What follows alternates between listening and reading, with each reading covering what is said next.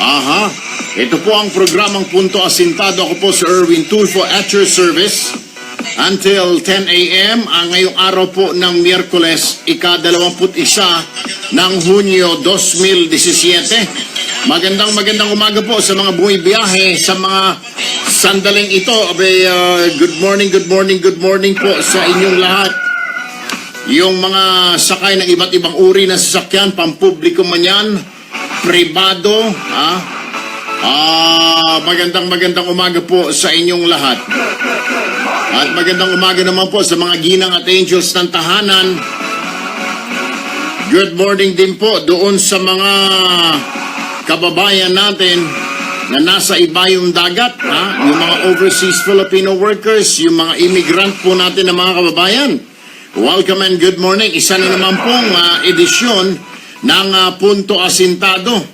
Unahin na po natin itong marami po kasing nagtatanong na dapat pa bang ipagpatuloy ang pagkikipag-usap ng pamahalaan sa NPA, gayong lagi naman itong inaatake ang mga kampo ng militar at ng mga pulis.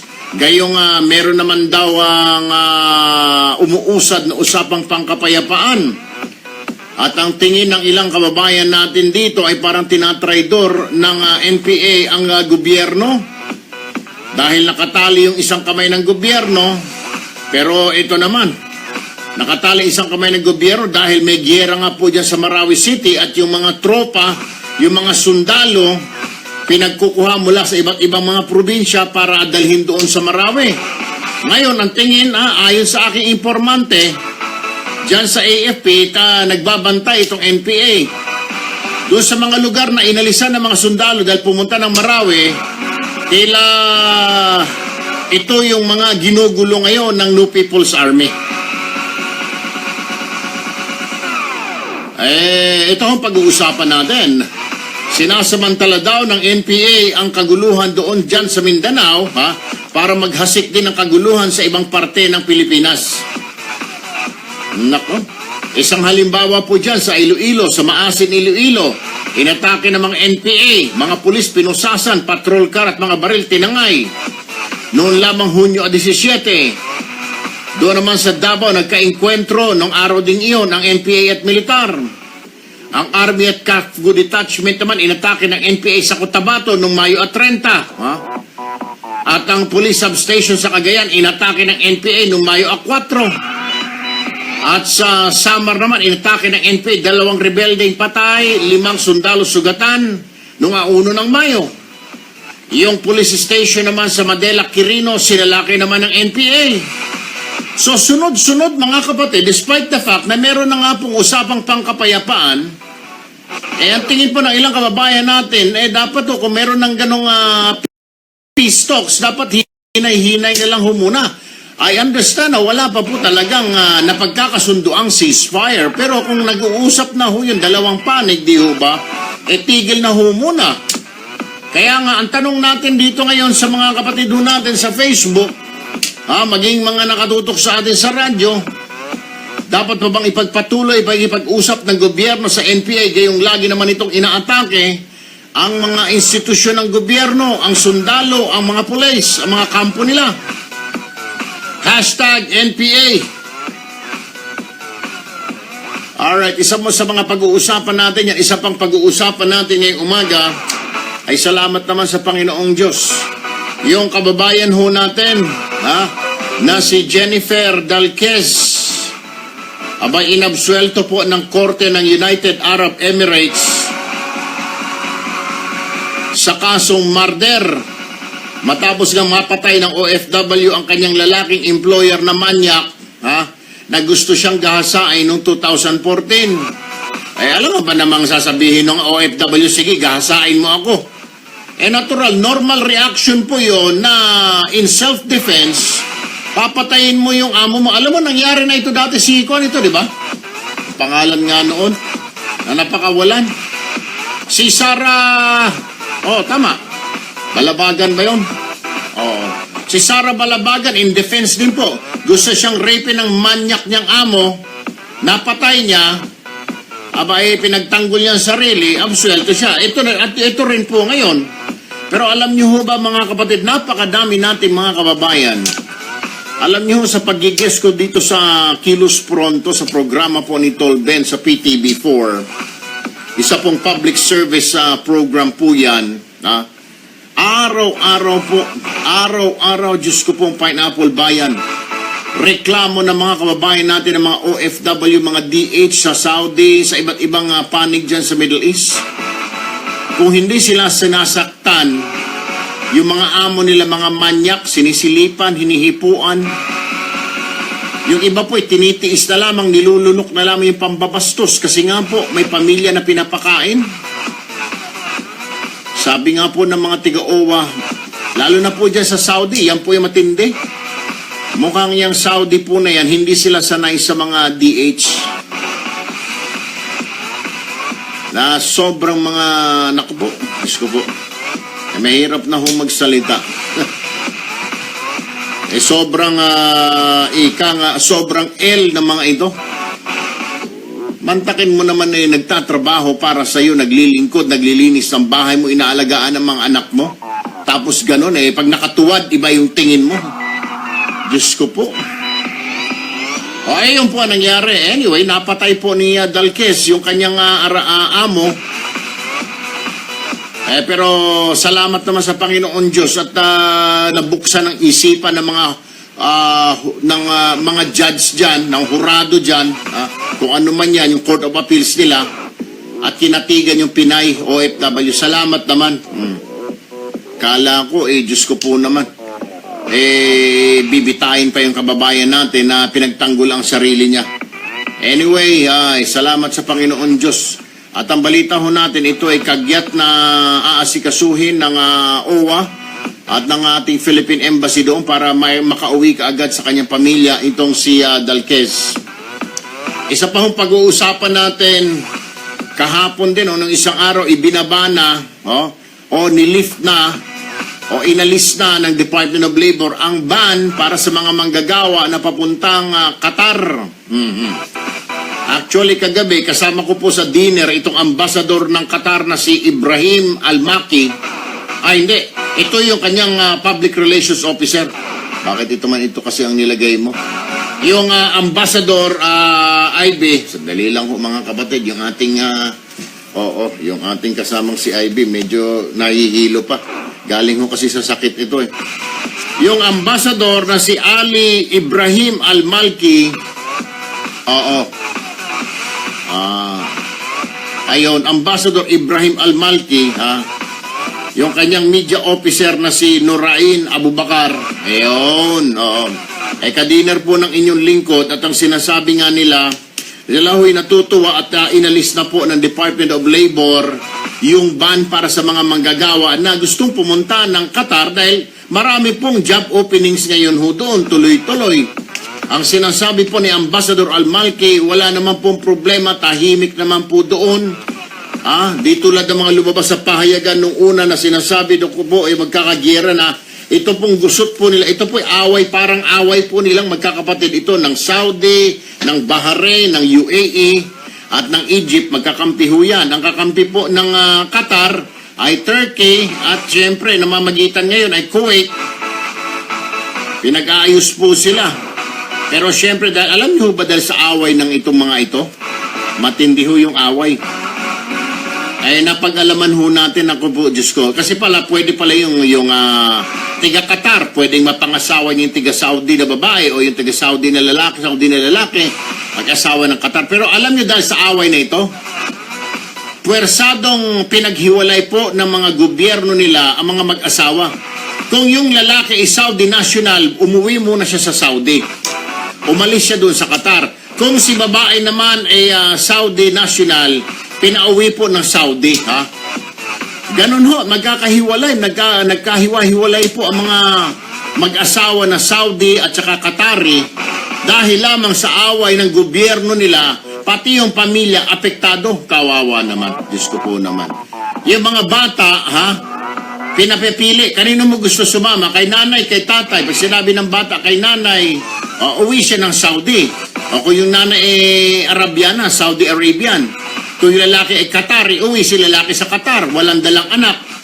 Iyan po ay nakakalungkot yan, mga kapatid.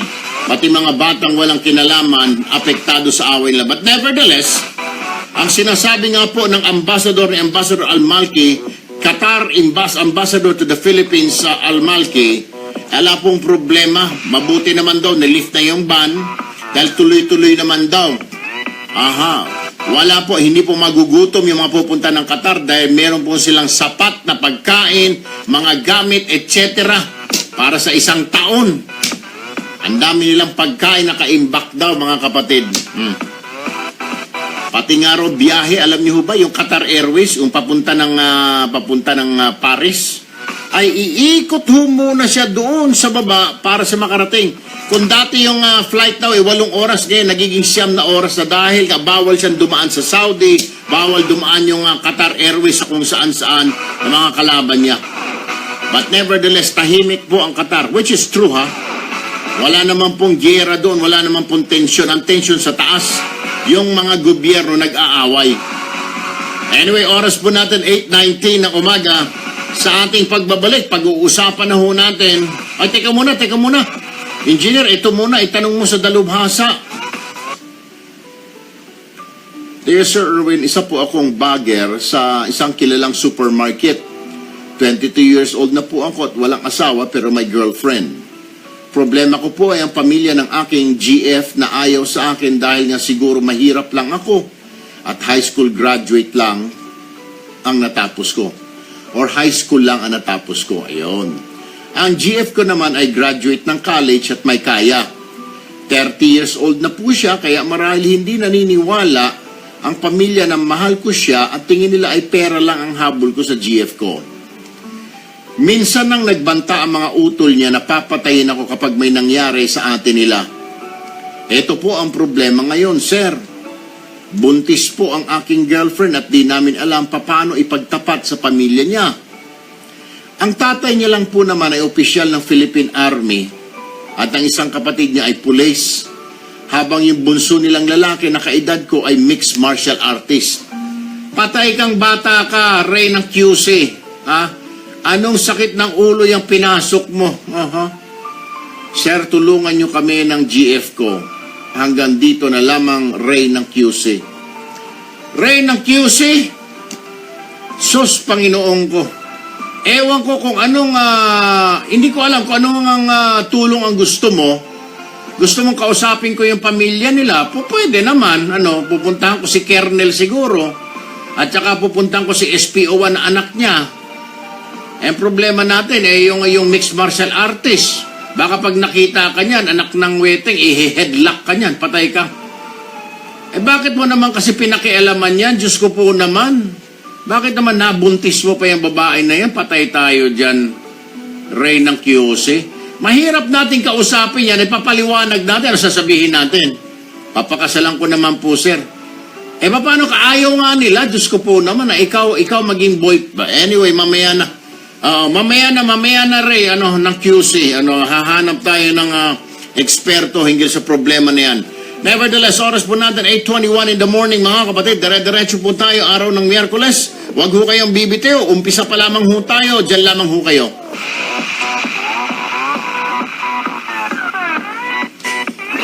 Magbabalik ang paborito. Hi, TJ. Eugene Laumok, good morning. 92.3 News FM. Hard Times, good morning. Ems, Phil Montero, Larry Cuevas, Dels Cabardo, Jonalyn, Minsan okay lang, pinano ko lang kasi nag-ano dun sa studio. Judith. Pinatay ko, pare. Pinatay niyo pala sir. Yunaan ko. Sige po. Pag ano sir, check namin sir kung nag-i-static. Pero ngayon sir, wala po. Walang static na sir. Kaya okay naman siya sir. Mercury Drug Ayan, sir, celebrates wala. its 72nd anniversary on March 1, 2017. There are more than 1,000 stores nationwide. Remedios, Jeffrey, Bonina, Agnes, 24/7 service in over Colinares, Michael Atienza, Cecilia Monsayak, Phil Montero, Louis Naito, Lucy Dioco, sold in our stores, whether branded or generic. Mercury Drug. Paula keeping the Bucoro, nation- Almira Mejano, Phil Montero, Melvin Suarez, Sanmig Barako, 3-in-1 Jasmine Hidalgo, Eugene Laumok Selawama. Ang mascot ng Good morning. Sanmig Barako 3-in-1 Coffee. Kaping gigising sa'yo. Andito kami para siguradong gising kayo. Barak, mag-physical exercise tayo. Pampainit ng katawan. Punong braso. Hamunin niyo yung ulo niyo dyan. At gisingin niyo ang mga biceps. Ready, set, gising! Panalo? Hi, Almira Mejano. Good morning, Bes. Jonaline, Kaji, TJ. Oy, welcome back, TJ. Alright, no problem, TJ. Monena Siervo, good morning. Amelia Artagame, Nagsasabing, Florenda Bautista, Frineza Solis Alvin, piliin mong maging June Deseo Ulob, Rosie Luna, Danilo Lim Jr., maging masaya. Pakita mo. Ikanta mo. kasama si Batista. Corazon Long, good morning. From Australia, Kurtz Plazo, Kung ano ang gusto mo. Piliin mo kung ano ka. Claudia Carl Marx, Mary Ann Badillo, Piliin mong maging ikaw. Tanduay. Phil Montero, Marie Tagnipis, Sabihin ng iba. Marie San Pedro, Ina Balisa, Eric Tandem. Think responsibly. Yun na nga sinasabi ko, Ina Balisa eh. Payo. Hindi ko alam kung anong gusto po ng NPA. I mean, may gera ang sundalo, ang gobyerno sa Mindanao. Pag ganun, Nakikisaw-saw pa itong grupo ng NPA ngayon. kailangan mo na yan. Huwag ganun. Kaya nga ho, tingin ng ilang kababayan natin, itigil na ro itong usapang pangkapayapaan because ayaw naman daw talaga tumigil ng NPA. Imbis na makisama, ha? Kati-kati. Ganun.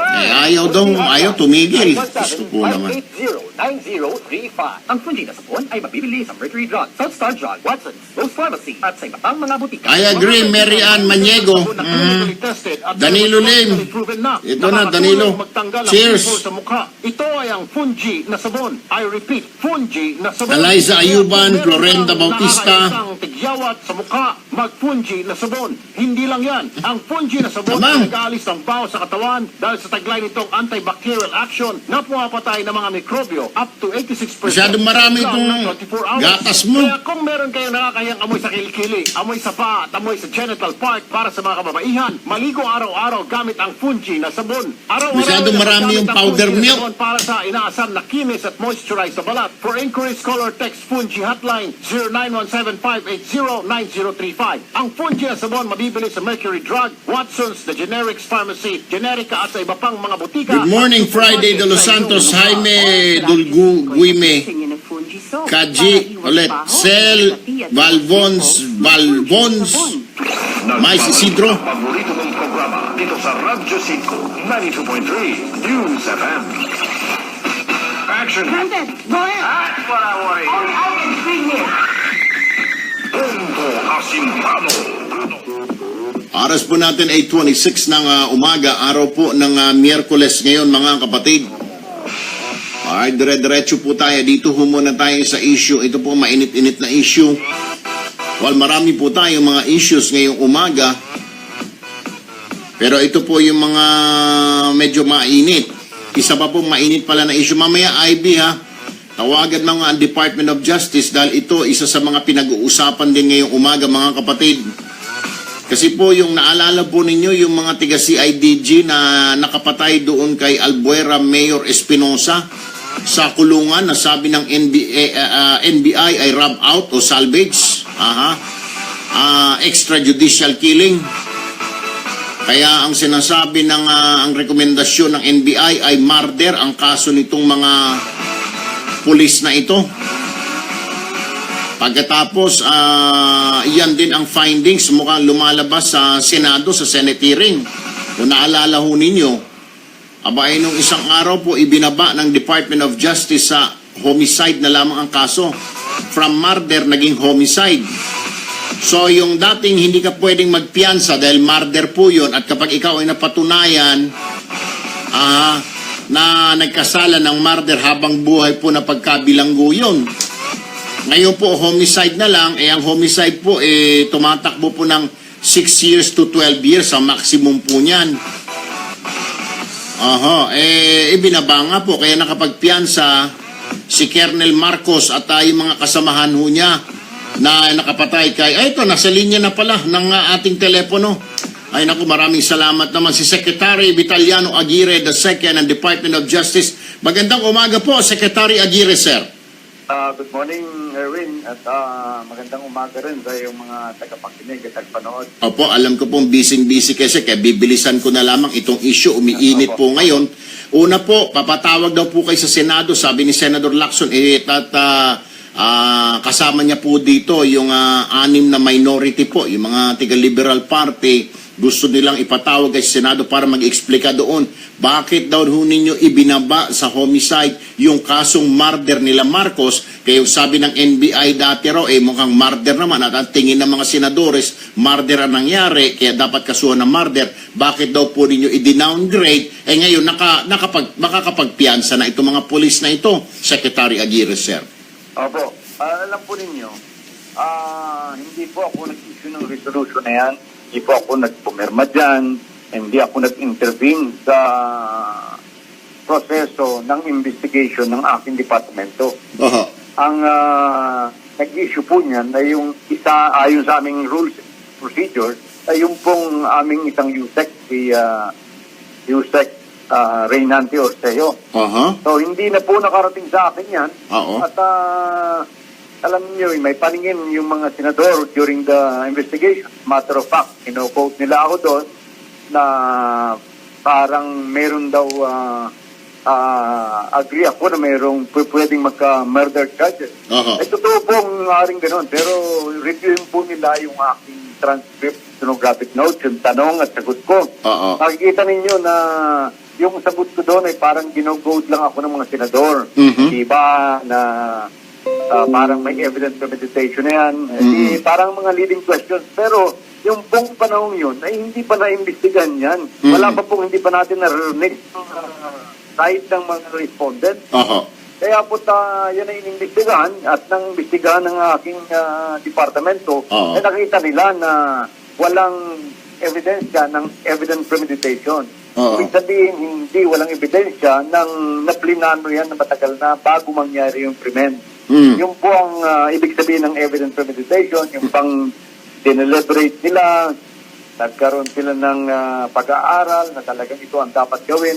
Pero makikita po natin dito, it's only a few hours after the issuance ng search warrant nang mag-usap-usap yung tatlong matataas ng CIDG at meron pong marine contingent pa dito na dumating lamang ay yung para nandun na yung mga pulis, kaya hindi posibleng magkaroon dito ng kutsamahan. Kaya maaaring doon sa kanila pong mga aksyon ay maaaring makita mo na may wrong conspiracy. Pero yung evidence premeditation which would qualify the case from homicide to murder, wala po. At yan pong mga ginagawa nila, yan po hindi naaayon sa procedure.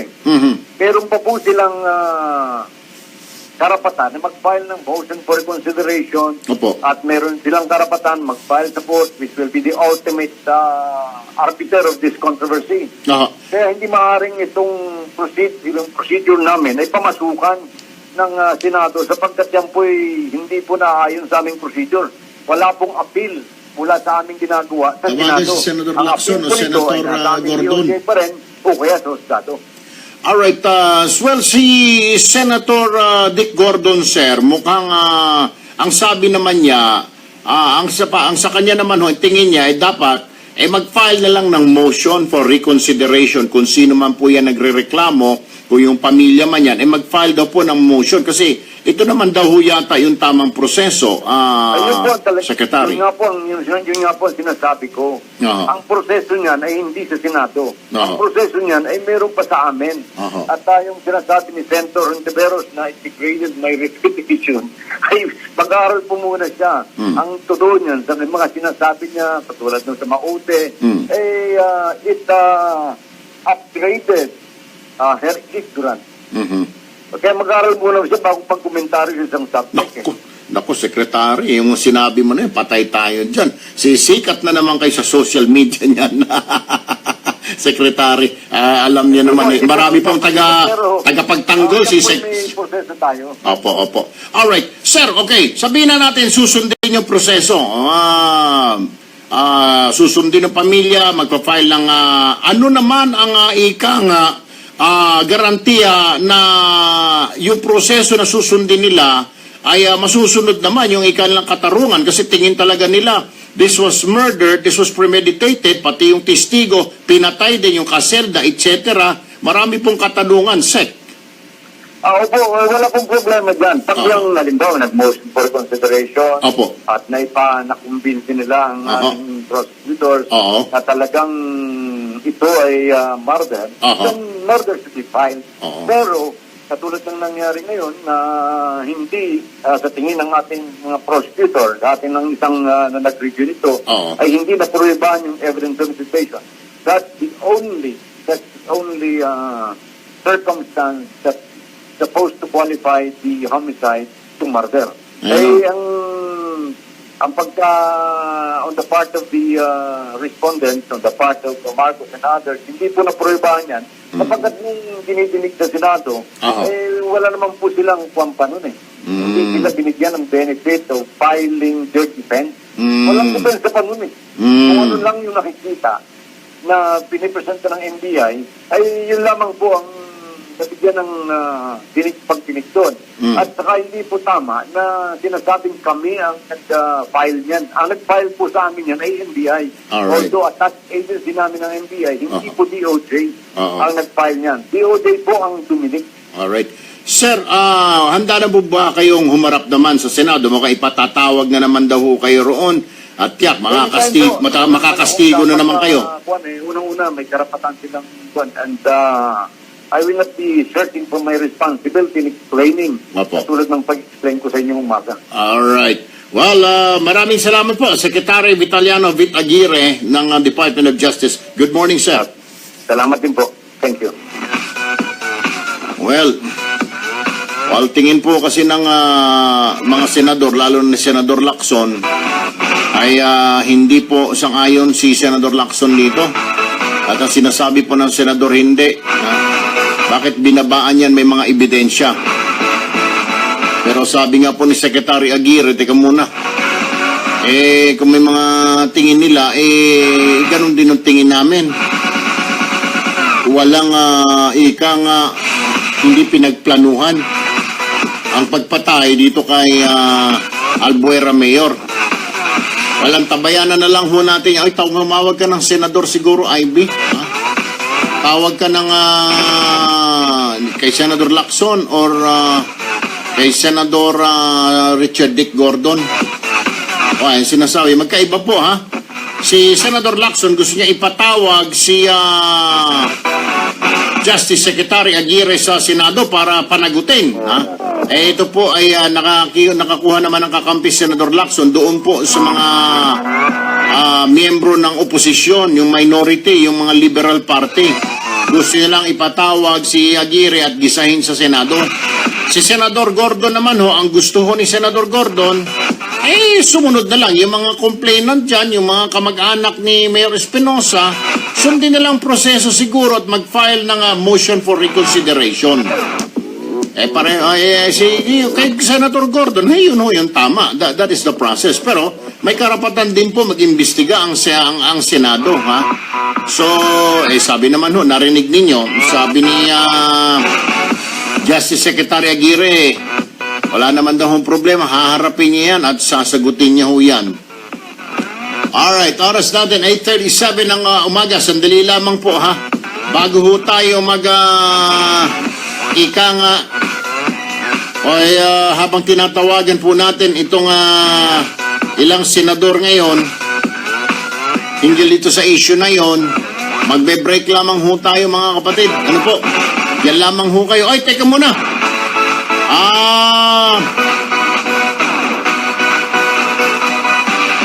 Ka Tunying at ka Jerry Baha. Sir, maraming salamat. Ano po? Salamat po sa inyong eksplanasyon. Ha? Ay, may nagsabi lang ho sa akin, meron daw ho kayong inexplika roon at ipinahayag sa inyong programa. Aha. Maraming salamat, Katunying. Masarap po yung pagkain dyan sa Katunyings. At Ginoong Jerry Baha pare, maraming salamat. Alas 8:38 ng umaga, huwag ho kayong bibitiw.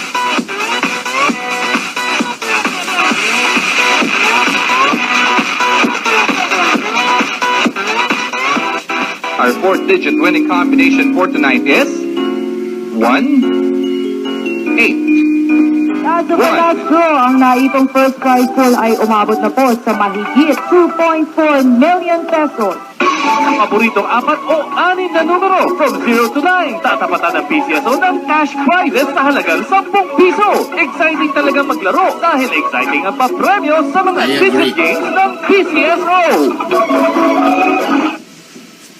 Eh, dyan naman ho, hindi ho ako sang-ayon. Kung talaga kung sinalvage po kung sinalvage po sa kulungan si Mayor Espinosa, hindi naman ho ako sang-ayon doon, ano ho.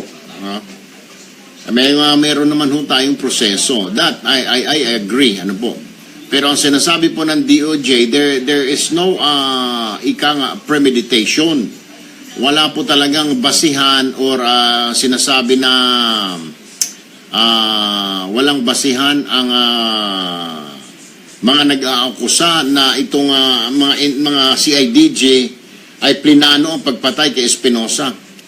Sana nga lang dapat ito ay reviewin ng mabuti at yung mga kontra or ito yung mga pamilya ni Espinosa ay maghanda ng mga ebidensya na ngayon ang mangyayari ho dyan, the burden of proof ngayon ang burden of proof pa ngayon na murder yung ginawa ng mga polis ay yung pamilya ng biktima. Diyos ko po naman. Burden of proof ngayon ay nasa NBI pa. Oo. Kasi ang NBI po nagsabi na murder ho ito eh. So ang magiging burden of proof ay nandoon sa pamilya sa NBI. Anyway mga kapatid, tama ho. Ako naniniwala doon. Pero yung nga lang, maglalaban ho yan sa korte, magkakatalo ho ulit yan. Ano po? Sinasabi po ng prosecutors, hindi murder, homicide lang. Tingin naman ng ilang kababayan natin, ito ay murder. Wala ho tayo. Ako ho isang ayon. Ako, as far as I believe, it was murder mga kapatid. Pero, obserbahan na lang ho natin, tingnan ho natin what's gonna happen. What will be the decision, the outcome of this investigation ng Senate. Malalaman naman ho yan. Total, willing naman si Secretary Aguirre pumunta sa Senado, so malalaman ho natin dyan. The truth will come out during the investigation. Ano po mga kapatid? Well, isa po sa mga problema ng ating bayan ho yan. Isa pang problema ngayon, ito po yung mga NPA, ano po, dagdag problema ho ito ngayon na, Diyos ko po naman, nakikipagbakbakan po yung AFP, PNP, yung mga puwersa, marami-raming puwersa po na sundalo, nandoon ngayon sa Mindanao, pero itong NPA at ayaw ho tumigil, Diyos ko po naman. Yung mga lugar na medyo tingin nila medyo mahina ang depensa dahil yung mga sundalo ay pinull out dinala doon sa Marawi, ay yun po yung mga lugar na inaatake po nila ngayon. Ewan ko kung ano hong ibig sabihin nun ito. Meron pong usapang pangkapayapaan. Siguro better is we have to talk to Secretary Jess Doresa dahil siya po yung head ng peace panel ho dyan. Or di kaya si Secretary Bebot Bello III. And then kakausapin din ho natin siguro ang pamunuan ng CPP, NPA, yung kanilang representative, bakit ganito, di ho ba? Meron tayong usapang pangkapayapaan, pagkatapos eto naman, tumitira naman yung gobyerno. Wala pong iniwan yan kasi mga kapatid doon sa away po, may kaaway ka rito na itong kaaway mo rito, nakikipagsuntukan ka, may darating naman sa likod mo, uupakan ka, tatraydorin ka, yun ho ang problema rito. Kaya nga, akala ko may usapang pangkapayapaan tayo. Nako, ito, dagdag ho sa problema ito, mga kapatid. Kaya, sagutin nyo na lang ho siguro yung tanong namin sa Facebook, sa tingin ho ninyo, dapat na bang itigil ng gobyerno ang pag-ipag-usap sa NPA, sa CPP, sa mga komunista, gayong inaatake naman nila ang gobyerno at merong ongoing na peace talks naman. Sana kung considerate sila or they want to be, they try to be considerate, abay, sana kinukonsider din nila na there is an ongoing war and the military and the police, nariyan po ngayon sa Marawi. Okay? Ang concentration ng gobyerno ay sa Marawi. Tapos aatakihin mo yung mga ibang lugar, Diyos ko po naman. Anyway, mga kapatid, balik na ho tayo. Point 3, News FM. Tondo Asintado. Alright, dire-diretso po tayo, mga kapatid. Oras po natin ay, make that 16 minutes to go before 9 o'clock. Patuloy po nating tinatawagan ang si Senador Ping Lacson o di kaya si Senador Dick Gordon. Sila po kasi ito yung mga senador na nag-imbestiga ho dito noong mga nagdaang buwan.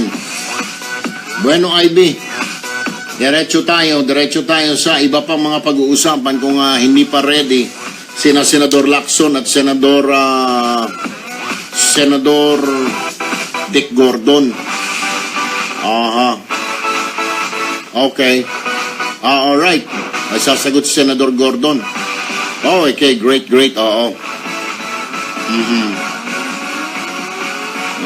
Para malaman natin, mapulsuhan natin. Nasa linya na? Alright. Nasa linya na po si Senator Richard Dick Gordon. Magandang umaga po, Senator Gordon, sir. Magandang umaga, Erwin, at sa lahat na nanonood at nakikinig sa inyo pala dito. Apo, sir, sabi po ni Senator Ping Lacson, gusto po niya na sinakayunan naman po ng minority dyan ng oposisyon, ng mga Liberal Party senators na ipatawag itong si Justice Secretary para magpaliwanag kung bakit na-downgrade yung murder na kaso isinampa laban kina Kerner Marcos sa pagkapatay ni Albuera Mayor Espinosa sa kulungan. Kanina po kausap ko si Secretary Aguirre at sinasabi niya na wala silang makita na talagang cause o dahilan o ebidensya.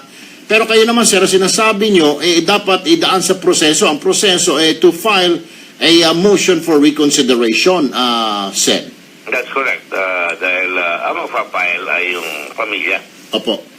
At para ma-reconsider, kasi baliktad na nangyari. Usually, pag nag-file ang kaso ng fiscal, Opo. at medyo mabigat yung final, mag-a-appeal ka sa Secretary of Justice. Right. Para mababaan o kaya mapataasan. Opo. Ito, hindi pa pumapasok yung kaso, pero ng kaso sa ombudsman. At nag-imbestiga na ang buong Senado dyan. Lumabas, kahit na sinabi ng Secretary Aguirre nung araw, papailan niya ng mabigat na kaso yung mga yan. Hindi ko na matandaan kung ano exactly sinabi niya. Pero alam ko, pinuli ko pa nga siya doon. Binabasa nila. Besides, lakas-lakas ng ebidensya laban dyan sa mga taong yan. Hindi naman ako nagpipilit na ipiti niya mga yan. Dahil sasabihin ng iba, mga pinatay naman, mga drug pusher. Talaga naman totoo yun. Kilala naman natin. Pero kahit na mamamatay tao, hindi pwedeng patayin ng pulis. Ayan ang tinasabi nila kay President Duterte na pinapayagan ng President Duterte pumatay ng tao yung mga kapulisan na hindi naman napatunayan nung inimbestiga ko doon sa EJK killing namin ni Senator Lacson na wala namang mapatunayan kaya hindi namin ma-file. Ito na patunayan malinaw marami sila sa gabi pumunta doon pinlano nila nakukuha ko niya rin ng search warrant na hindi naman kailangan sa loob ng preso. Pagkatapos i-restrong ka nila yung gate, pumasok sila doon, pinalabas nila yung mga polis na gwardiya doon, pinaluhod nila nakataligod, pinalabas yung mga preso, iniwan lang si Albuera, Mayor, at saka yung isa, tapos nagkabalilan na. ano ba ang tawag mo doon? May evident premeditation, abuse of superior strength, lahat na. Pinag-aralan namin sa Olgado yan, sa law school. Sabi, dapat patawad nila ng mabigat na palus na kaso. At hayaan mo ang korte ang magbaba kung hindi nila mapatunayan. Okay. Baliktad na nangyari. Hindi pa dumarating sa korte. Binabaan na nila kagad yung charges Now, so tingin po ninyo, Sen, talagang dapat murder yan, hindi binabaan to homicide yan. Oh, definitely. Definitely. Double murder. Okay. Yung sinabi ni Aguirre nung araw, double murder. So what's gonna happen now, sir? Kung papatawag si Secretary Aguirre, will you compel him kung sakaling pupunta siya, sinabi niya pupunta siya, compel him na to reinstate na ibalik yan to murder? Can you guys do that? Hindi namin magagawa, bahala siya. He is now facing the judgment of the entire Filipino public. Alright. Pero sinasabi niya po, Sen, na hindi naman daw siya pumirma dyan, yung USEC niya. Yun ang sinasabi ko nga, hindi siya pumirma. Kaya meron pa siyang wiggle room, ika nga. Okay. Ano ba masama doon? Ako, kung yun ang sinasabi niya, papanagutan niya sa tao yan. Tapos na kami mag-imbestiga Alam na ng buong tao, guilty as sin niya mga yan kumbaga ko pati yung dalawang tao ni Secretary Aguirre na in-appoint niya, guilty yun, yung dalawa sa immigration. Alam na ng buong Pilipinas yun. Can you imagine kung hindi makakasuhan niya mga yan, hindi magagalit ang tao. They are not doing themselves a favor. Manalo tayo sa ibang ginagawa natin dito, dapat panalo tayo dito kung panalo ang people of the Philippines dito. Pag matatalo ang people of the Philippines dyan, ang masisisi pa ang Pangulo at ang buong gobyerno. Alam kong pananagutan ni President Digong yan dahil siyempre makapulis si Digong, ako rin nag-mayor, naintindihan ko yan. Pero pagka ganyang guilty na, huwag na natin hilahin pa, dapat yung mga tao ni Digong na mismo ang siyang gumawa ng paraan para hindi na mahalo ang presidente. Alright. Senador Richard Dick Gordon, Chairperson ng Committee on Justice and Human Rights. Sir, maraming salamat po. Magandang umaga po. Thank you, Erwin. Wala ba ang tabayanan na lamang ho natin na susunod na kabanata ho dyan? Ano po? Well, kanya-kanya na naman ho tayo mga opinion dyan, mga kapatid, ha? May nagsasabi na sana nga hindi binaba dahil obvious na murder ho yun.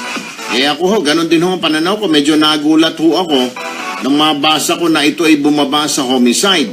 Pero siguro dapat pakinggan din ho naman natin ano pong eksplenasyon. Kaya masarap po panoorin ito sa Senado ngayon, yung eksplenasyon ng Department of Justice, bakit ibinaba nila to homicide. Ano po? Tingnan na natin, paano nila kukumbinsihin ngayon yung mga senador dyan, mga matatalino din naman ho yung mga yan, ha?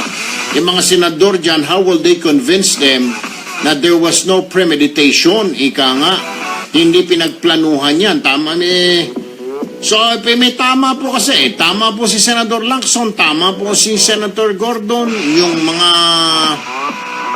ilang miyembro ng Senado ho dyan. At maging ako ho, tingin ko mahirap naman ho ipikit ko hong mata ko at sasabihin ko na mali yung kasong murder. Siguro ko po, kung mapapatunayan ng Department of Justice na hindi, Erwin, ito talaga yun homicide lang dapat yan ha? Ngayon, I think the burden of proof, yun sana nga lang, kaso naging problema yan, ang burden of proof ngayon sa pamilya at saka dun sa NBI na nagsampa ng kaso. Dapat ang burden of proof dito ay sa Department of Justice. Patunayan nila na hindi murder yung nangyari. Anyway, mga kapatid, abangan na lamang po natin yan. Yan ho'y panibagong balita na naman yan. Ibang balita na naman ho yan. Oo. Ako, I agree sa iyo. I agree, guys. Oo. Kaya nga, sinilip ho natin ito at dapat pag-usapan din ho natin ito. Mahirap naman ho yung ipikit ho natin ang mga mata ho natin. Kung tingin naman ho natin, mali naman ho. Di ho ba? We have to stand up and open our mouths. Ika nga, ha? Kung talaga ho mali, okay?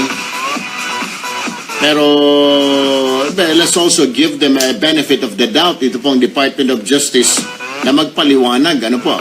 Papatawag po siya ng Senado. Magpapaliwanag po si Secretary Vitt Aguirre. And let's leave it like that. Ano po? At saka kung ano man ang findings sa Senado, doon ho tayo maghusga siguro, magsalita, ano?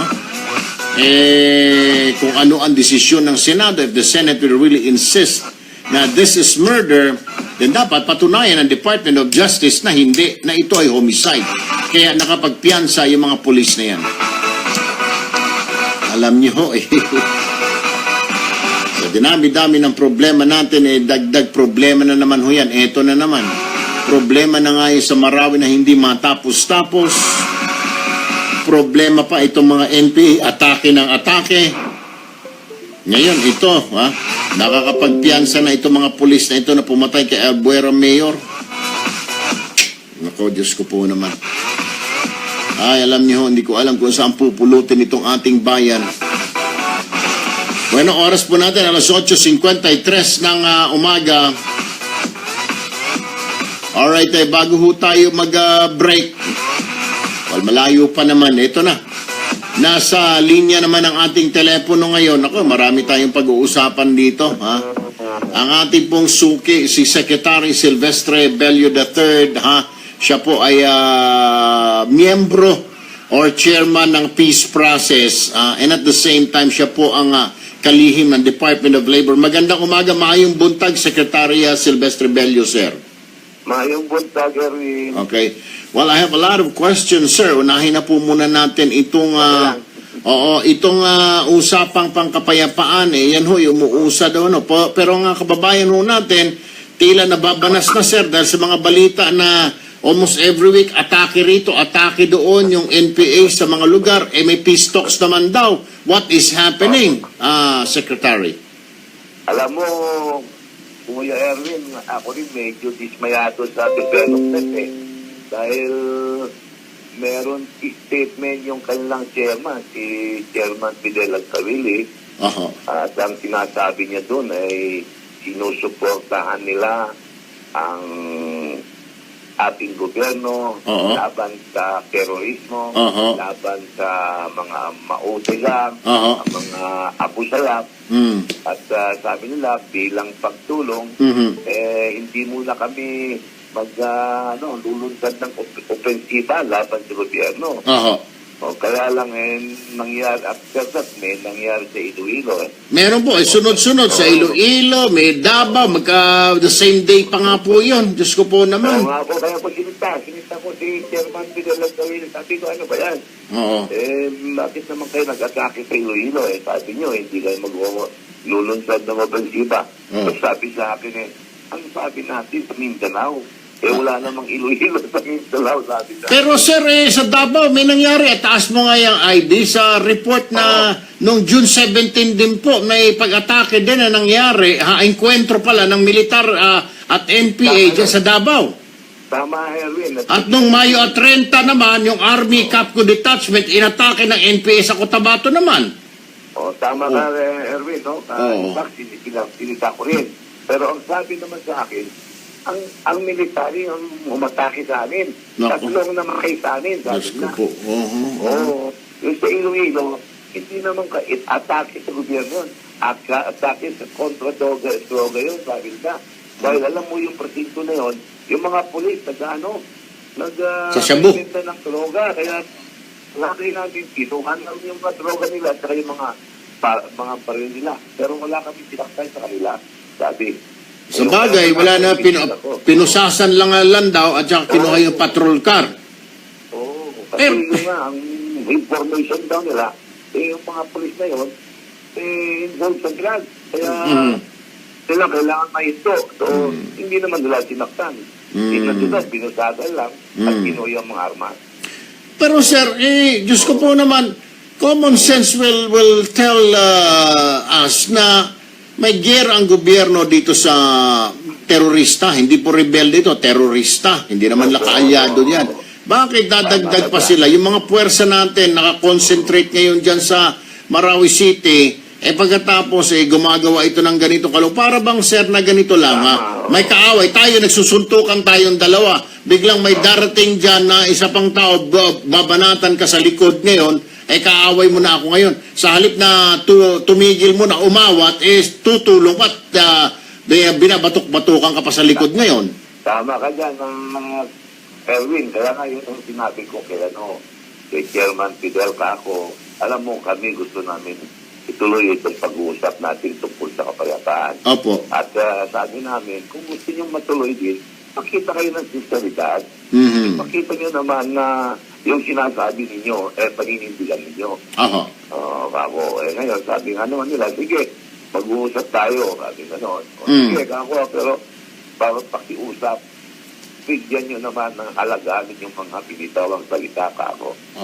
Ayun. So, ano ho ang kahinatnan nito ngayon? Itutuloy pa ba yung pag-usap sa kanya? Kasi kung mga kababayan ho natin ang tatanungin, parang napupundi na rin sir, na nabubuisit na rin, Secretary. Totoo yan, Henry. Totoo yan, Erwin. Oo, na medyo nawawala rin ng gana ang taong bayan dito sa proseso namin. Kaya lang, Erwin, hindi po talaga pwedeng bitawan ito dahil napakahalaga ang kapayapaan para sa ating bansa. Well, I understand that too. Without peace, there can never be progress. Kaya ako, pagtagaan na lang natin, ipaglaban natin ang gusto itong legacy ni President Duterte. Alright.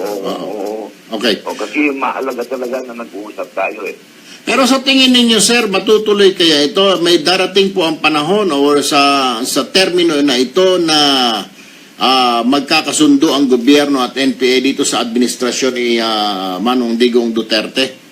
Talagay ko, Erwin, may pag-asa yan dahil for the first time, ngayon lang ako nakaharap ng presidente na talagang sincero sa kanyang yung kanyang legacy for peace in our country. Ngayon lang nakakita ka na ba ng presidente na binigyan niya, inalukan niya ng pwesto sa gobyerno yung kalaban niya? Wala pa po. Wala ka na ba sasabi doon? Pero pinalaya niya yung mga commander sila, yung mga matataas na consultant sila. Opo. Dahil sa kagustuhan niya lang na matuloy yung pag-uusap. Dahil nakikita niya yung value ng pag-uusap, Erwin Alright. Sir, maiba tayo. Cambio naman tayo. Dito naman po tayo kay Jennifer Dalquez na pinawalang sala ng UAE. Mukhang maganda po itong balita na ito at sana masundan pa dahil marami tayong mga kababayan na nakapatay ng mga amo nila. Opo. Meron pa ako nilalakad na isa dyan sa state. Opo. Itong kay Jennifer Dalquez. Dahil alam mo, nakita ko, pinuntahan ko yan sa sa presuhan, sa Abu Dhabi, pinuntahan ko yan. We traveled about 4 hours just to visit her. At nakita ko yan si Jennifer, ang likit. Sabi ko, paano kaya niya patay yung yung kanyang amo? Ang laki-laki ng amo niya. Kaya medyo duda ako, pero ganun pa man. I'm very happy na finally candidate bilang for her. Napawalan sala siya ng murder at na-convict nga siya ng itong pagnanakaw ng cellphone.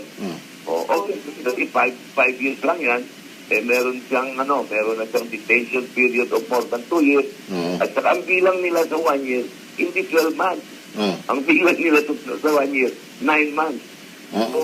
Inaasahan natin na siguro in 2 years, makakalabas ng ating kababayan na si Jennifer. Alright. Isa pa ho, Secretary, inilift na raw ninyo yung ban sa Qatar? Opo. Yung deployment ng OFW sa Qatar? Opo, Erwin, dahil yan ang recommendation ng aming labor attaché sa Doha, Qatar. At ito ay silang ayaw ni Secretary Alan Cayetano ng Department of Foreign Affairs. Garantiyan naman niya ako na normal na doon.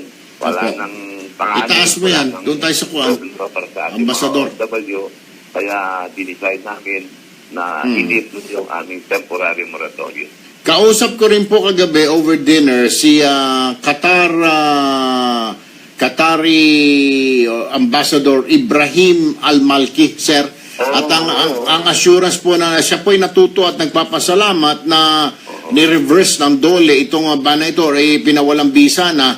At ang assurance niya po na ang mga Pilipino raw po doon, ang mga workers ay nasa maayos naman pong kinalalagyan. Huwag daw mag-alala dahil okay yung ekonomiya nila, wala naman pong problema. nasa media lang daw yung pinalaki yun, at saka itong away na ito, hindi raw po affected yung mga tao sa baba, kundi away ito ng mga pinuno, ha? Yun po ang sinasabi.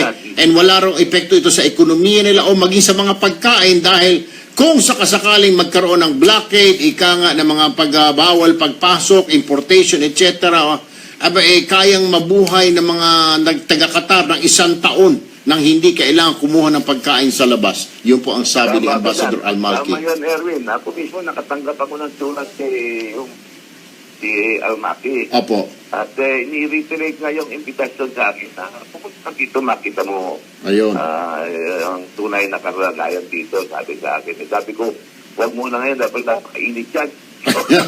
At saka pagkasabi, marami pa kayong problemahin. Yung NPA pa. Diyos ko po. Yung pero pupunta ako sa standard to, Erwin, baka gusto mo sumama. Sama ako dyan, sir. Oho. Oo.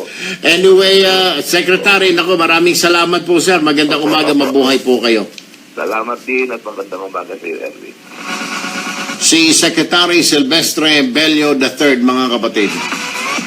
O, maging siya po yung chairman ng peace process, ha. Naguguluhan na rin, sumasakit na rin ho ang ulo.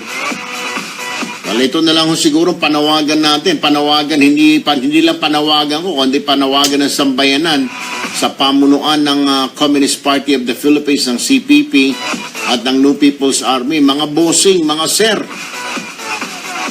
baka po pwede ho muna, stand down ho muna yung mga tao ho natin sa paglusob-lusob sa mga kampo ng militar, sa mga kampo ng mga pulis, kasi po may problema ho tayo doon sa Mindanao at ang mga kalaban ho natin doon, hindi lang po Pilipino na mga terorista, may mga foreigner na rin po na mga terorista. Alam niyo, sir, mas matutuwa siguro ho kami ang sambayanan kung magpadala kayo ng puwersa doon at tumulong, at makipagbakbakan, patayin po yung makipagyera doon sa mga foreigner.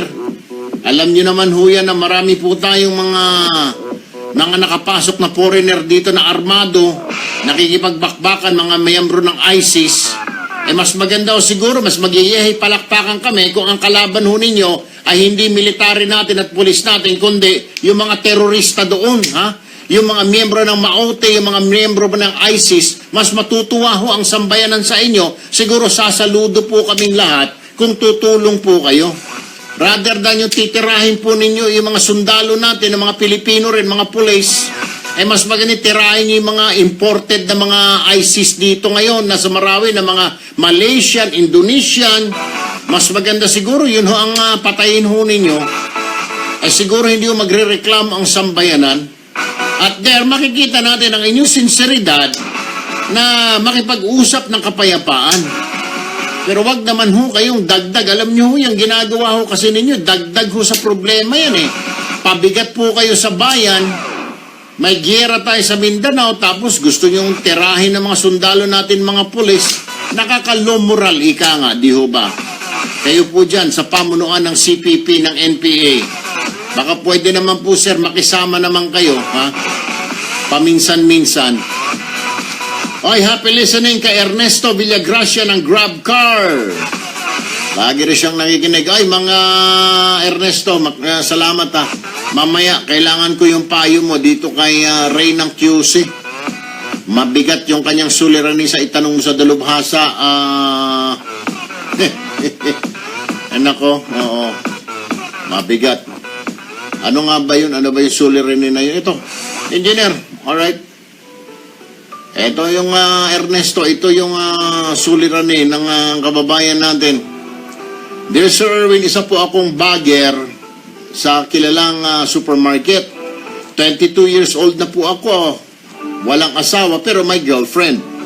Problema ko po ay ang pamilya ng aking GF na ayaw sa akin dahil nga siguro mahirap lang ako at high school lang ang natapos ko. Ang GF ko naman ay graduate ng college at may kaya. 30 years old na po siya, kaya marahil hindi naniniwala ang pamilya niya na mahal ko siya at tingin nila ay pera lang ang habol ko sa GF ko. Minsan nang nagbanta ang mga utol niya na papatayin ako kapag may nangyari sa ate nila. Ito po ang problema ngayon, sir. Buntis po siya. Patay tayo dyan. At di namin alam paano ipagtapat sa pamilya niya. Ang tatay niya lang naman po ay opisyal ng Philippine Army. At ang isang kapatid niya ay pulis, SPO1. Habang yung bunso nila, sir na lalaki, kaedad ko, ay mixed martial artist. Naku, Diyos ko po. MMA. Sir, tulungan niyo po kami ng GF ko. Hanggang dito na lang. Ray ng QC. Anong tulong ba ang gusto mo, Ray? Akong gusto mo ba, gusto niyo ba akong kakausap sa pamilya? Ako mag-explica. Para tayong mamamanhikan yan. Ay, nako. Sinabi na nga kasi sa'yo, huwag pakialaman. Pag may nangyari, malinaw pa. Ha? Nagsabi na, inunahan ka na pala noon, napapatayin ka kapag may nangyari sa kanilang ate. Yan na nga, nangyari na nga, nabuntis mo. Patay tayo dyan. Anyway, mamaya, Ray, gagawa tayo ng paraan. Maghanap tayo ng,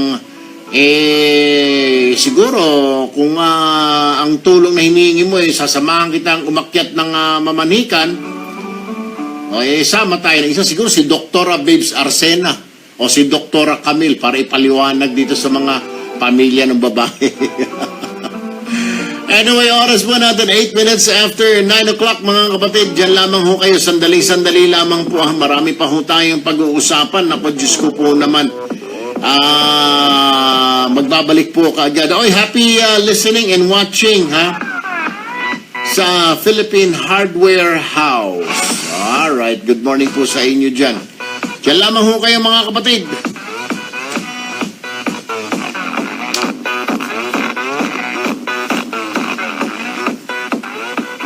Magbabalik ang paborito mong programa pagkatapos ng ilang paalala dito sa Radyo 5, 92.3 News FM. Panatilihing masaya ang paglilibang. Ang paglalaro sa kasino ay para sa may edad 21 pataas lamang. Magtakda ng oras at limitahan ang gasto sa paglalaro. Huwag magsugal kung nalulungkot. Huwag hayaang makasira ng buhay at pamilya. Para sa impormasyon ukol sa responsible gaming, tumawag lamang sa hotline 521-0957 o Yari talaga. www.agcor.ph. Patay kang bata ko, Ray, kung nakikinig ka. Isang mensahe mula sa PAGCOR. Kung nakikinig ka, Ray, ng QC, mamaya-maya, tutulungan kita, hanap tayo ng eksperto na pwedeng mag-advise sa'yo. Pero tingin ko dyan, Ray, di ka naman siguro papatayin. Magdala ka nga lang na testigo. Hindi naman testigo, kundi magulang mo. Di, okay pa, Amang? Okay pa itong kape, mainit pa. Magdala ka siguro, dalim siguro naman pagkasama mo ang mga magulang mo, tatay mo, nanay mo, hindi ka naman papatayin siguro, magtapat ka doon, mamahal ko po yung anak ko ninyo. Besides, tama yung sabi ng ilang mga viewers natin, listeners, Ray, may kasalanan din yung girlfriend mo, bakit siya pumayag, di ba? Diyos ko po naman. Mas matanda siya sa'yo, 30 years old siya, ikaw ay 22. Dapat siya nga ang mas magpaliwanag doon sa kanyang ama na, Tay, Nay, gusto ko rin po kasi ito. Mahal ko si Ray. Hindi yung hahayaan ka lang dyan na magulpi ka ng mga kapatid niya, ng tatay niya, di ba? Dapat ngayon pa lang ay pinagpapaliwanag niya na, sinasabi niya na buntis po ako, di ba? Pero pupunta po siya dito, haharap po sa inyo. Hindi yung hahayaan ka lang niya mag-isa ngayon dyan.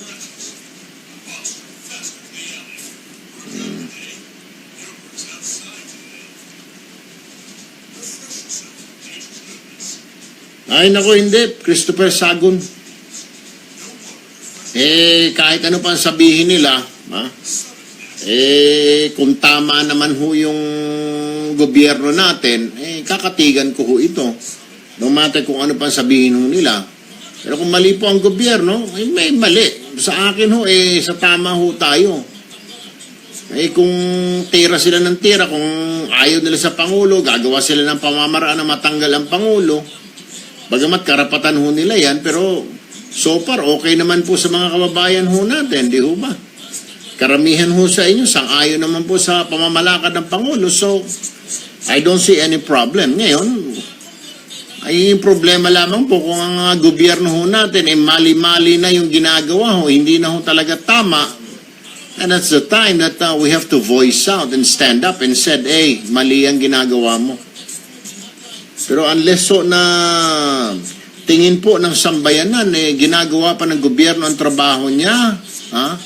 Gusto pa ng taong bayan ang gobyerno niya.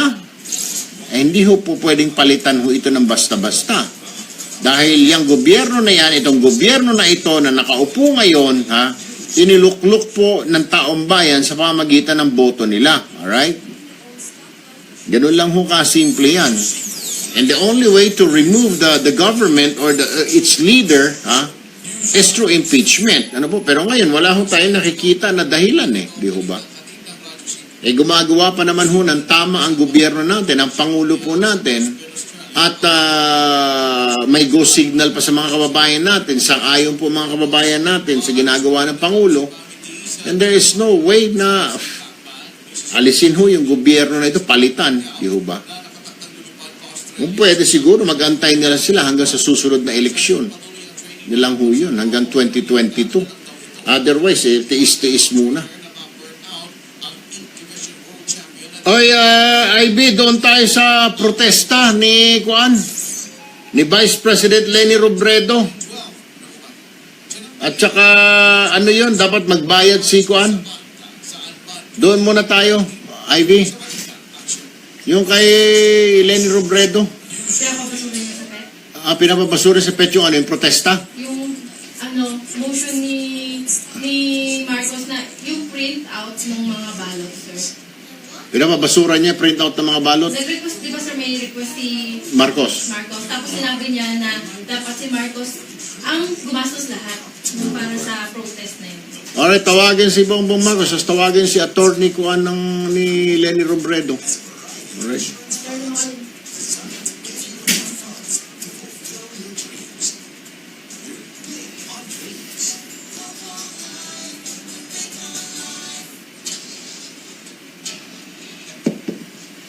Si Kaji, ano na naman, pasiyam na naman.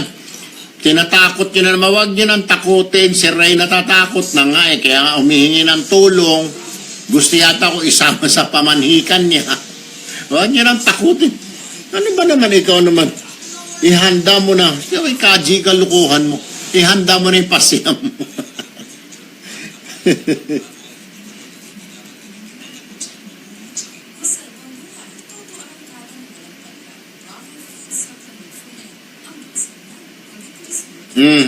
Agree, Teresa.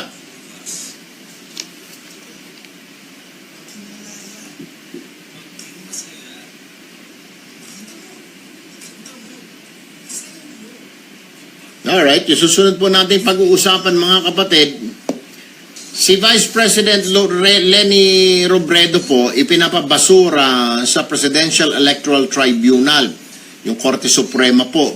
Yung petisyon ni dating Senador Bongbong Marcos na magkaroon ng print out ng mga balota. Sabi po ni Leni Robredo, ayaw niya. Ang tanong, bakit? Kasi nga raw, ang sabi niya, dapat yung gastos yan, sagot lahat ni Marcos. Wala siya dapat pakialam dyan. Pero yun po yung hingi ho at saka yan ho yung nasusulat, yan ho yung proseso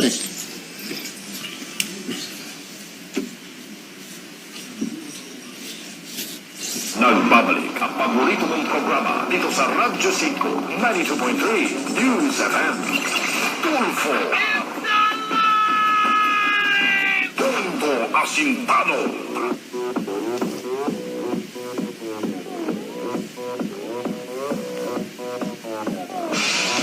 Alright, dire-diretso tayo mga kapatid. Oras po natin, 16 minutes after 9 o'clock. Ito ho muna, pag-usapan ho muna natin. Mukhang umiinit na rin po itong bakbakan dyan po sa Presidential Electoral Tribunal. Kahapon po, nung isang araw yata, ipinababasura ng kampo ni Vice President Robredo sa Presidential Electoral Tribunal ang isang kahilingan ni dating Senador Marcos. Ito po yung kaugnay sa request ng kampo ni dating Senador Marcos para sa decryption at printing ng ballot images mula sa clustered precincts na bahagi ng protesta ng dating senador. Kasi alam nyo, yung protesta po ng dating senador na Bongbong, may mga presinto na dapat nanalo siya doon kung bakit zero. yung pong hinihingi ni Bongbong Marcos, printing ng mga balota doon, yung mga sinasabing binilang na ipinasok sa PCOS machine. Kasi nga po, ayon sa mga abogado naman ni Vice President Robredo, premature ang motion ni Marcos dahil kailangan munang maresolba ang motion for reconsideration ng Vice Presidente. So medyo umiinit na ho ngayon yung yung protesta ngayon ni dating Senador Bongbong Marcos laban kay Vice President Leni Robredo. Kaya nga mga kapatid, pero ang sinasabi naman itawagan yung abogado ni Vice President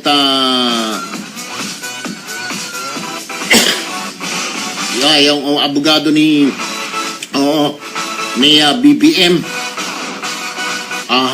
Pagkatapos tawagan yung abogado niya, abogado, mag-usap sila dito. Kasi ang sinasabi nga po ng kampo ni BP Robredo, para ano? Bakit kailangan pang i-imprenta ng mga balota, yung mga decryption na yan, mga printing ng mga ballot images na yan? Hindi pa nga nasasagot ng Korte Suprema yung aming motion for reconsideration? Ngayon, lulundag ka na dyan sa pag-iimprenta?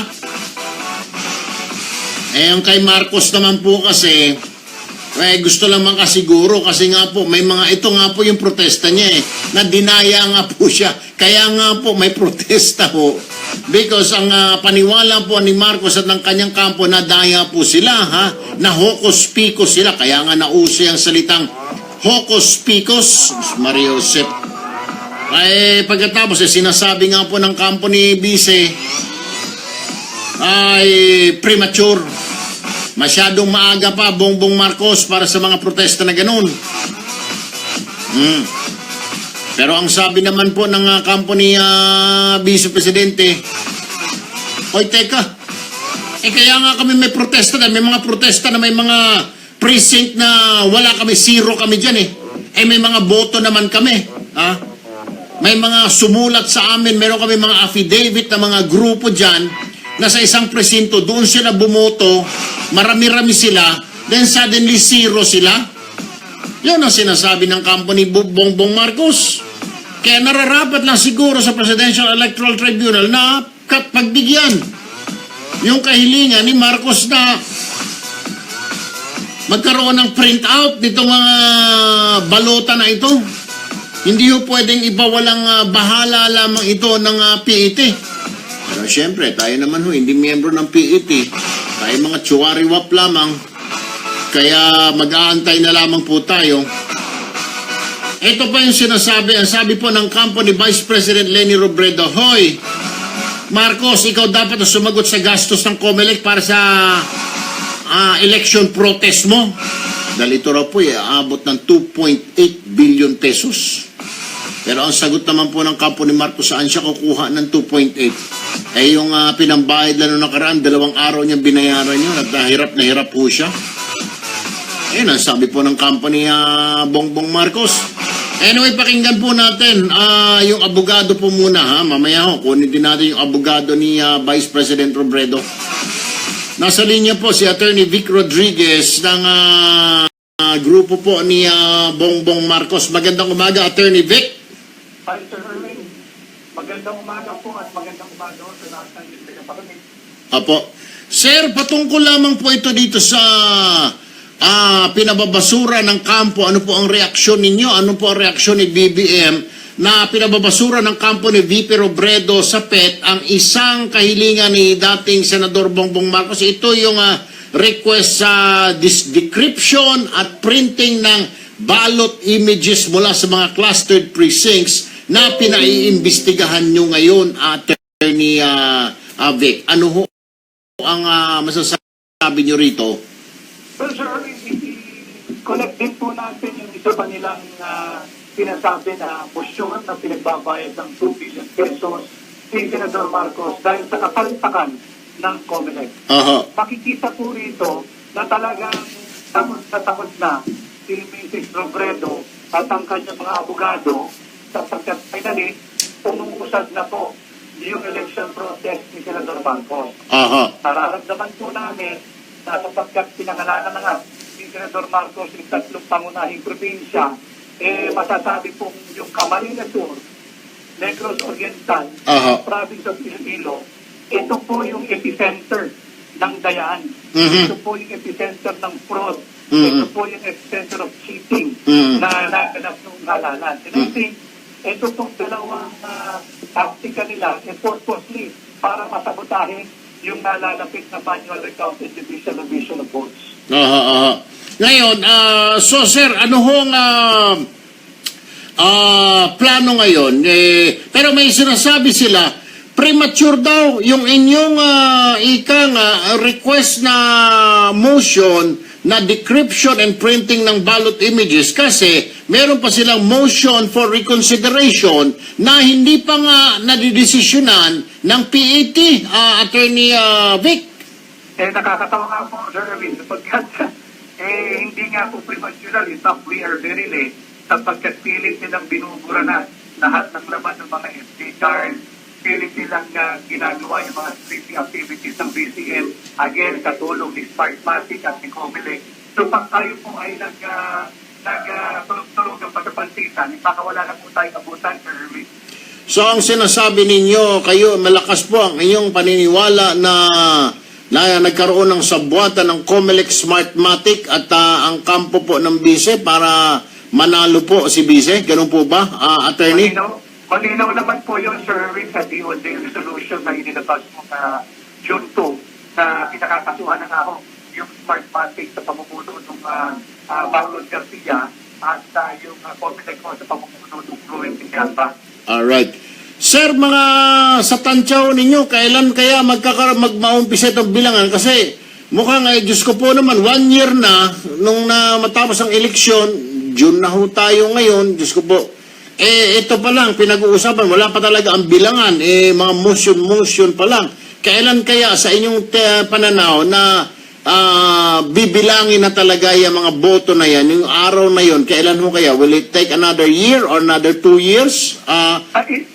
Critical po, Sir Erwin, yung July 11 sapagkat doon na itatakda ng tribunal kung kailan ho yung simula ng manual recount and judicial revision. Subalit kami ho, committed po tayo sa taong bayan. Basta mula po sa itatakda ng tribunal, ipilitin po nating matapos ang bilangang ito in 6 to 1 year. 6 months to 1 year. 6 months to 1 year. Alright. Okay. Kahit kayo ho ay naniniwala na ang inyong manok, ng inyo na si BBM ho ay mananalo dito sa protesta na ito, Attorney. Sir Erwin, hindi lang naman po ako. Subalit ang taong bayan po ang nagsasabi. Talaga namang nanalo si Bongbong Marcos. Ang ginagawa lang natin dito sa pamamagitan ng mga ebidensyang hawak natin sa testimonya, papatunayan natin, palalapatin natin yung totoong numero na si Mrs. Lofredo ay mga pang-apat, pang-lima lamang ang pagsa na natin. Alright. Well, maraming salamat po, Attorney Vic, ha? Huwag po kayo manawa sa amin. Magandang umaga at mabuhay po kay Attorney. Salamat po, Sir Erwin, at mabuhay po kayo. Ayan po, yung isa pa sa mga issues ngayon, pero yan naman po dyan po sa Supreme Court, sa Presidential Electoral Tribunal. Marami rin hong ginagawa itong Korte Suprema ho ngayon. Nariyan din pa ho yung walang katapusan. Pero mabuti naman at medyo nagtutone down na mga kapatid. Itong usapan tungkol sa martial law dyan sa Mindanao. Mabuti naman at medyo humuhupa na ho ito dahil sabi ko nga ho, dahil lang sa issue na ito, ng martial law na ito, ng rebellion at saka terorismo, ay nako, ay Panginoon ko, ang dami pong sumakay ho rito, ang dami pong mga, Diyos ko po, mahirap na ho, ayoko na ho magsalita. Ang dami pong sumikat ho rito, sa totoo lamang ho. Marami po, Diyos ko po, marami din na nagdudunong-dunungan na, marami din na nagsasabi na matalino sila. Marami hong nagbubuhat ng bangko at sinasabing matalino sila. Yung kanilang interpretasyon ay tama at ang interpretasyon na nakakarami mali. Marami pong ganun eh. Kaya naman ho, hindi ko masikmura yung bitbiting ko yung sarili kong bangko at sasabihin matalino ako. Mas matalino ako sa iba. Hindi ko naman ho ginagawa yun. Ako ho, pag pinakikinggan ko rin ho at ina-analyze ko. Meron po kasi tayong ilang mga kababayan na bubuhati ng bangko nila at sasabihin nilang matalino sila. Ay, Diyos ko po namang pineapple. Hindi, okay na yan, Ivy. Oo. Yan ang wag na wag ho ninyong gagawin at kayo ho'y magmamayabang at sasabihin yung matalino.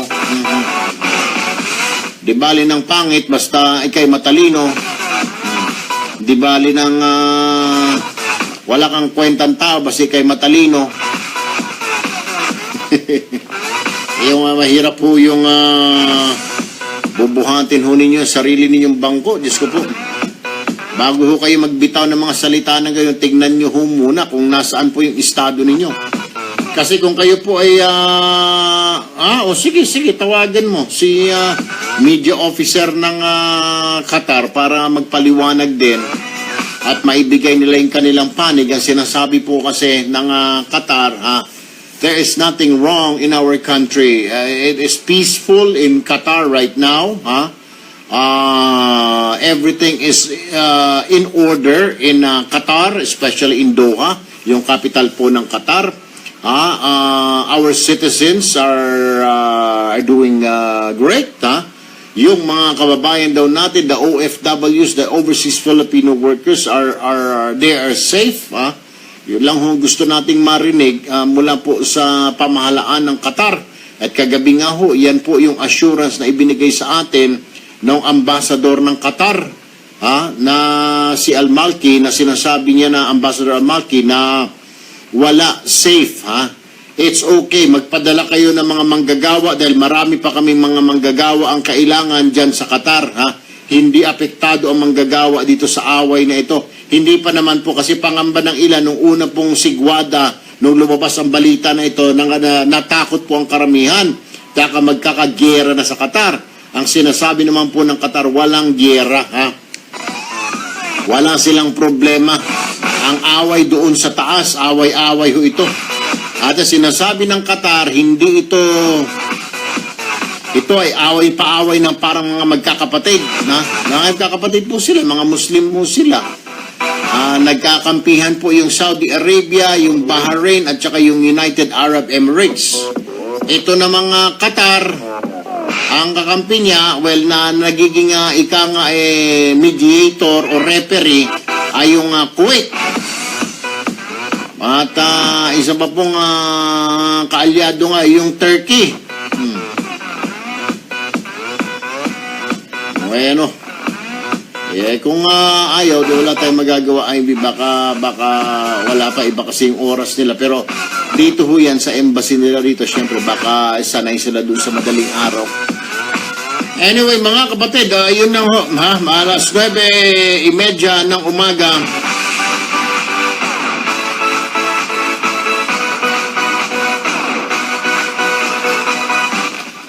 Ayun na nga ho nagpapanik po kasi, lalo yung mga balita ho na gano'n, iwasan ho natin yung mga gano'n. Kasi may mga kamag-anak po doon sa Qatar, akala gera na roon, parang Syria, may mga bomba na, may mga terorista na ho doon.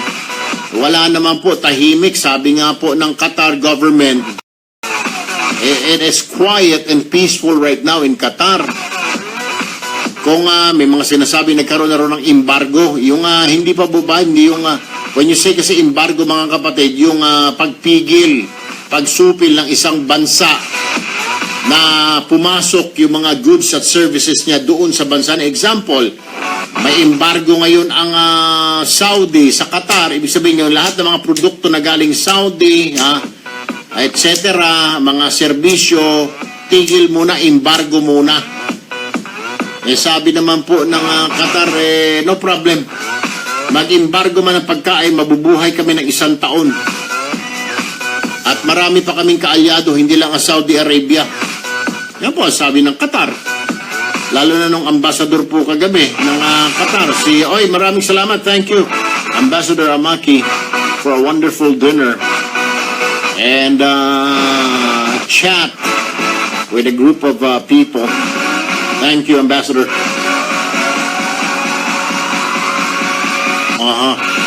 So,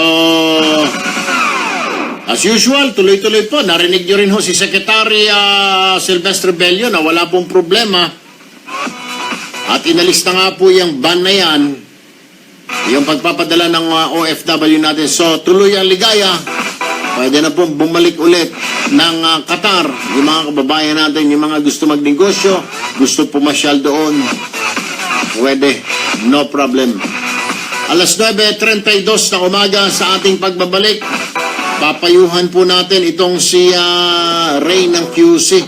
Medyo mabigat po yung problema ni parang Ray. 9:33, dyan lamang ho kayo.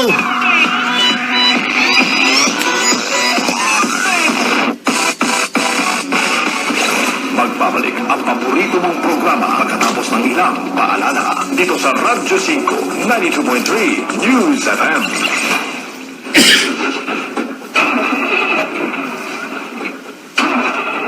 Tol, ganito ka ba?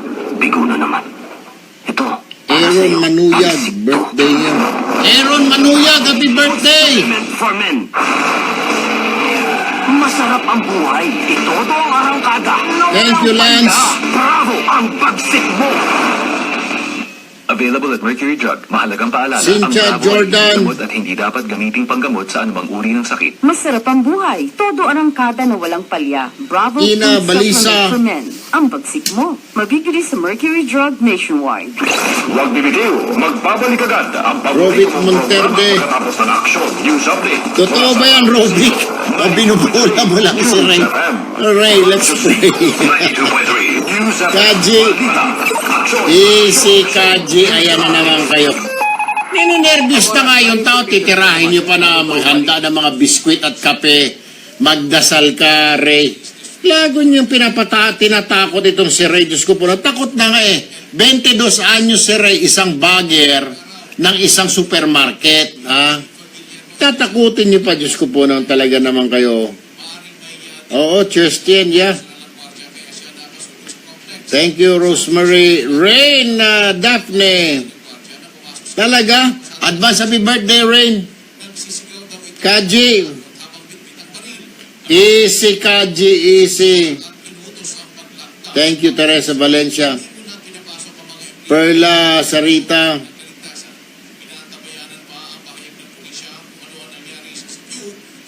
Christopher, ang pangamba niya nga, baka pumayag nga, pero baka gulpihin muna siya. Natatakot siya magulpi. Sure, Nora Jimeno, no problem. Emily Betyong, Norman McCartney, Selawama. Thank you, Selawama. Thank you for your support. Thank you, guys. Easy, Jeffrey. Kenneth. Eugene Laumok. Easy naman. Tinatakot nyo naman si Ray. Ano na naman yung mangumpisal ka na? Ay, salamat, Ryan, ha? Okay. Okay daw. Sabi ni Ryan, okay daw sila sa Qatar. Thank you, guys. Sabi rin ni Melvin Ramirez, walang problema. Nasa Qatar sila ngayon. Thank you, Melvin Ramirez. Later, in a few minutes, I'll be there. I have to talk to you sincerely. Sincerely? Yeah, I'm going on leave. Your show's nice today. Why? You should know your facts. You know, you're just talking and talking like you knew it like the back of your head. But somebody said, I'm not. What? Somebody said I'm not. He's the one who's... He doesn't.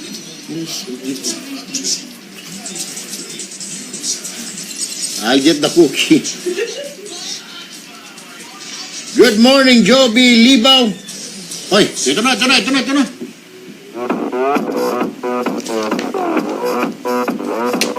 Alright, mga kapatid, dire-diretso na po tayo, 9:37. Oy, kayo naman, ikaw, Kaji, Robic Monterde. Oy, lalo nyo tinatakot yung bata, si Ray ng QC. Akalain mo sasabihin pa na magdasal ka na, mangumpisal ka na. Payo ba yan? Hoy, Robic, Kaji, payo ba yan ginagawa ninyo? Mga luko-luko ito. Tatakot-takot na nga yung bata, gusto na nga magpasama, hindi alam kung anong gagawin, nabuntis na yung kanyang girlfriend, yung girlfriend niya, yung tatay na sa Philippine Army, Colonel siguro, yung kapatid SPO1, yung bunsong kapatid MMA, Mixed Martial Artist. Ay nako, Doktora Bebs Arsena, magandang umaga po. Sir Irvin, magandang umaga sa iyo.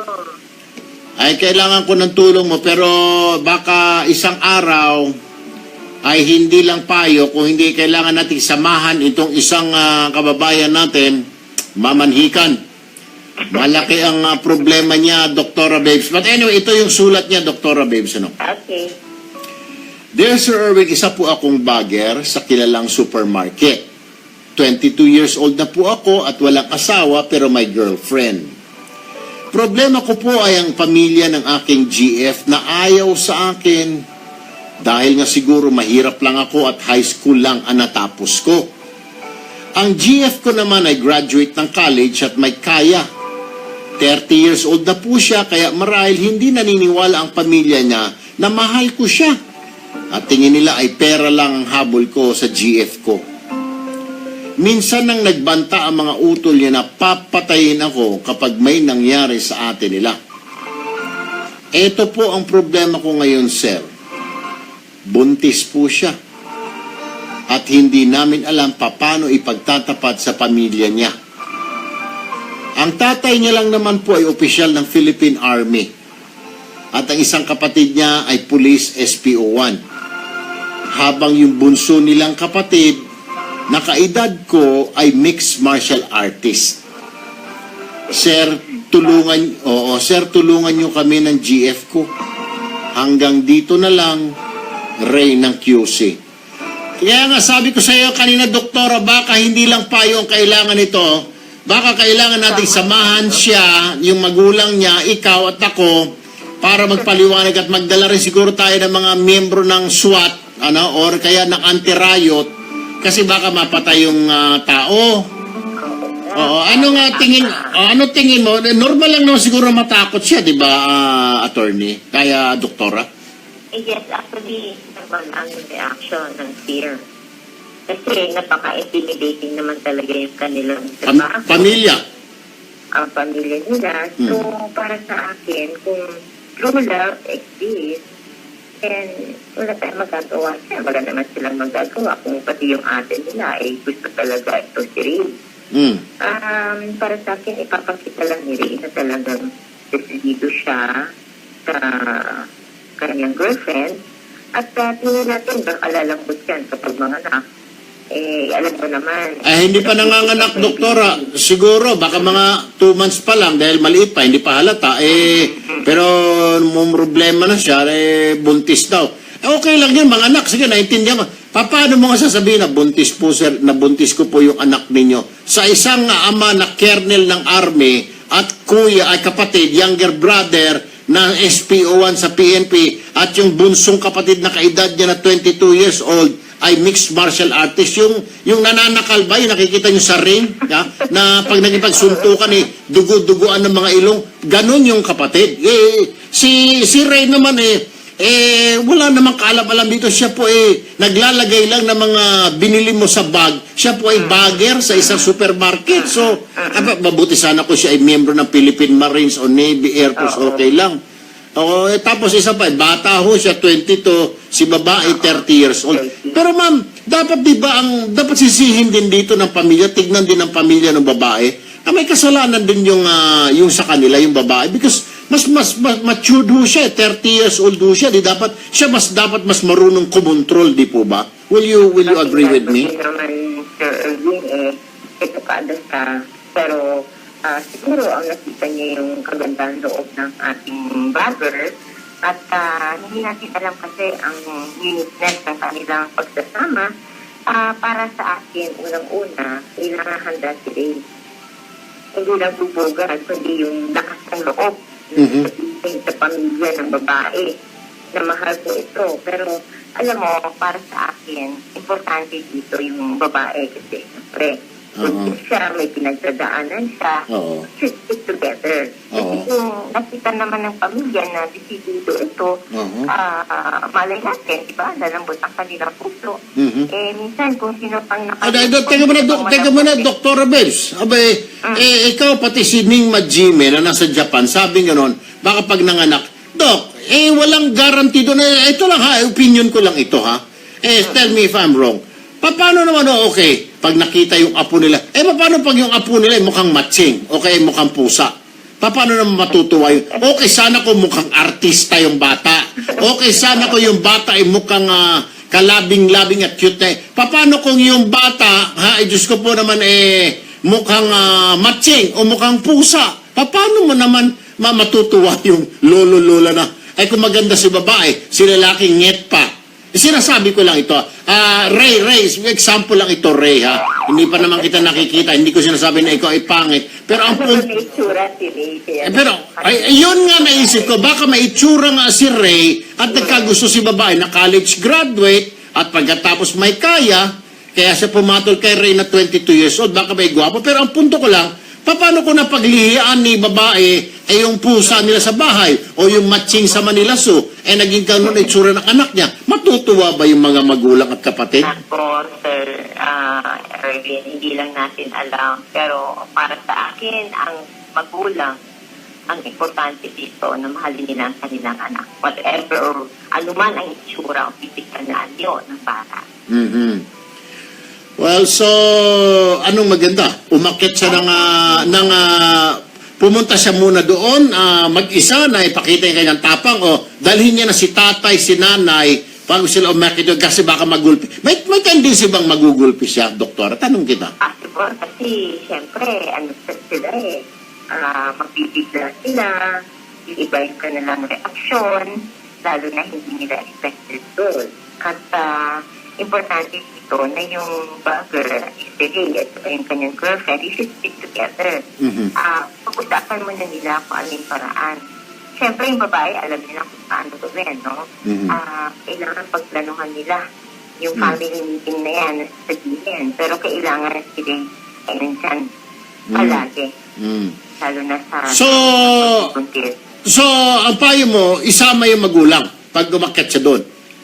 Oo, isama yung pamilya din. So, hindi niya na kailangan tayong sumama. Ikaw at saka ikaw para magpaliwanag, ako naman para i-control ang mga emosyon nila. Hindi na tayo kailangang sumama dyan. Siguro hindi na, Sir Erwin.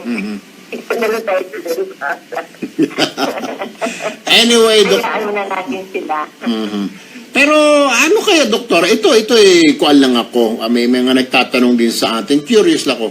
Bakit na-in-love kaya si babae na mas mature siya, may kaya, ito si lalaki, high school graduate, medyo, talagang pag-ibig, doktora? Talagang pag-ibig bulag, Hindi namimili yan.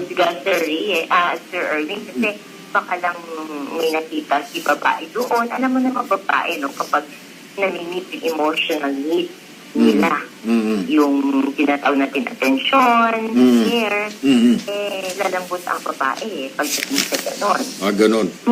Hindi natin alam yung pagpapalaki ng girlfriend sa kanya, ng kanyang pamilya, na bakit siya talagang sumingin sa kay Ray. Hindi natin alam Para sa akin, well, if it's really true love, then talagang ipaglaban mo. Ayun. Alright. Well, maraming salamat, Dr. Babe Sarcena, sa isa na namang payo for your time. Thank you. Bueno, Ray, narinig mo kung ikaw'y nakikinig ngayon, ay sama mo si tatay, nanay mo pag umakyat ka. Hindi naman nila gugulpihin siyempre yung tatay, nanay mo. At i-ready mo lang yung cellphone mo sa kasakali kung ikaw'y magulpi. I-dial mo, i-miss call mo yung number ako. Kasi text mo na, sir, si Ray po ito, aakyat na po kami ng dalaw sa bahay ng girlfriend ko para mabantayan ko. At wag namang sobrang hating gabi na, tulog na ako doon. I-text mo ako mga bandang alas 7 pag akyat mo para mabantayan ko at saka yung exact address. Para kung ikay ginugulpi na, pindutin mo na yung dial, magre-ring. para pag pick up ko, naririnig kong ginugulpi ka, pwede ako responde roon at tumawag ng pulis. Ganun ang gagawin mo. Ganun lang yun, engineer. Tawa ka ng tawa. I-ready niya na yung cellphone niya, di ba? Dial niya. Erwin, ibibigay ko sa iyo mamaya yung cellphone number ko. Pindutin mo na lang. Pag ikaw ginugol, pag unang sapak sa iyo, pindutin mo agad. Dial. Siyempre, sasagutin ko yun. Hayaan mo na nakabukas yung cellphone. Ha? Huwag mo na lagay yung pangalan ko, Erwin Tulfo, kasi pag nakita nila, tatawag-tawag ka pa ng resback, ha? Lalo ka magugulpi. Ilagay mo doon, kunwari doon, Tito. Yung gano'n, Tito Erwin. Para sabihin, Tito mo lang tinatawagan mo. Pindutin mo agad, pag tama ng unang sapak sa'yo, pindutin mo dial, hayaan mo lang, maririnig ko siyempre. At saka lakas mo, sigaw mo, aray, sir, hindi na po, sir. Hindi na po, sir, patawarin niyo po ako, sir. Hindi ko po sinasadya, sir, nabuntis ko yung anak niyo, sir. Okay, pindutin mo at saka i-text mo muna ko sa address para makapagpadala. Tatawag ako sa 911 or 117. At sabihin ko sa polis, respondihan nyo, may ginugulpi na namamanhikan. Ginugulpi. Pero biro lang, Ray, ikaw naman. Hindi naman ganun ka-stupido yung pamilya na yan. Hindi naman siguro ganun kagago yan. Mga professional naman, kita mo. Hindi naman siguro magiging kernel yan ng Philippine Army kung wala pinag-aralan yan. O SPO1, alam niyo naman, may mga pinag-aaralan na yung mga pulis natin. Yan lang, yung mixed martial artist, ewan ko anong reaksyon noon. Siguro, baka dibdiban ka lang noon, saluin mo na lang. Magpasakit-sakitan ka na lang. Aray ko, sir, aray ko. O baka mo yan, tamaan ka ng roundhouse sa mukha, magpabalibaligtad ka na lang rin. Mag-practice ka na rin ng mga patumba-tumba dyan at pasigaw-sigaw, paiyak-iyak, But anyway, Ray, I'm sure there is no way. The only way here, Ray, is umakyat ka na doon kasama ang tatay, nanay mo at ipagtapat mo na sa kanila, tay, nay, nabuntis ko po itong aking girlfriend. Siyempre, sasama ang loob ng magulang mo. Lalo ko ikay tumutulong sa kanila. Lalo na yung magulang ng babae.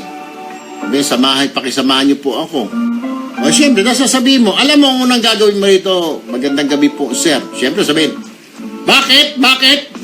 Siyempre, darating yung dalawang kuya, Yung SPO1, nakagagaling lang sa trabaho. Nasabon pa ni Kernel sa presinto, Dahil sumabit sa oplan tukhang. May baril-baril pa nakasukbit. Umupo ka na lang, medyo magpakumbaba ka. Tapos darating. Bakit? Darating yung bunso na kapatid na pawis pa, na mayroon pang mga balot yung kamay. Ano problema? Bakit nandito itong lalaki na ito? Gusto raw mamanhikan, sabi ni Kernel. Umupo ka na lang, pati yung magulang mo, tumayo kayo habang hindi kayo pinapaupo. Siguro sasabihin sa'yo, umupo na lang kayo, upo kayo. Anong problema? Sir, gusto ko pong hingi ng kamay ng inyong anak. Ganon ang pasok, aray. Bakit? Nagmamahalan po kami. Siyempre, tatanong na, totoo ba ito? Nagmamahalan kayo? Opo, sabihin ng babae. Hindi. Kailangan na yung wala. Pag-isipan mo muna, iha. Ikaw na sumagot, sabihin mo, hindi na po, huli na po ang lahat. Kasi may kargada na po yung anak ninyo. Anong kargada? May kargada na po sa tiyan. Ayun na yun. Lakasan mo. Ganun lang sagot mo. Aray ko, sir. Sabay pindot sa cellphone mo, i-dial, para marinig ko. Lakasan mo ulit. Aray, sir, tama na po, sir, tama na. Tulong, sir, tulong. Siyempre, maririnig ko yun. Dadala ako ng responde. Biro lang, Ray. Ganun lang talaga, Ray. Sasabihin mo, maaaring mumurahin kang hayop ka, buwisit ka, bastos ka, mahirap kang hayop ka. Tanggapin mo na lang. Kung alam ko talagang mahal mo yung girlfriend mo, saluin mo na lang yung mura na yan, Baka pati magulang mo, mapapagalitan pa, pero talagang ganon, Kung talagang nagmamahalan kayo, sabi nga pag-ibig, pag tumama kanino man, hahamakin ang lahat, mapasa akin ka lamang. Wala tayong magagawa. That's life, Ray, Naway, Ray, may natutunan ka sa payo ko, at payo ni Doktora, pero huwag mong kalimutan, yung cellphone mo, ipapadala ko, may message ko mamaya yung number ko sa'yo, i-save mo yon. i-text mo muna ako. Umakyat ka ng ligaw, mga bandang alas 7 hanggang alas 9. I-text mo ako, sir, paakyat na po ako ng ligaw. Dito po ito sa ganito, number 123, Camyas or Sampaloc Road, Quezon City. Ito na po. Pagkatapos, pag sinagot kita, tignan mo muna, copy. Abang muna kayo doon sa baba ng sakayan. Copy. Pag sinabi kong copy, okay, akyat ka na. Pag ginulpi ka, i-dial mo agad, dial. Magre-ring yun, pipick upin ko. Pag denial mo, ibig sabihin, emergency na yun. So, pupunta na ako ron. Or re-responde. Okay ba sa'yo, Ray? Ha? Yan lang ang may tutulong ko at ni engineer sa'yo. Anyway, oras mo na ito, 9:52 mga kapatid. Naku, Diyos ko po. Ano na naman, Ina Balisa? Ano na naman, Merl? Tinuturuan ko nga siya ng tama. Ano namang masama doon? Lovely.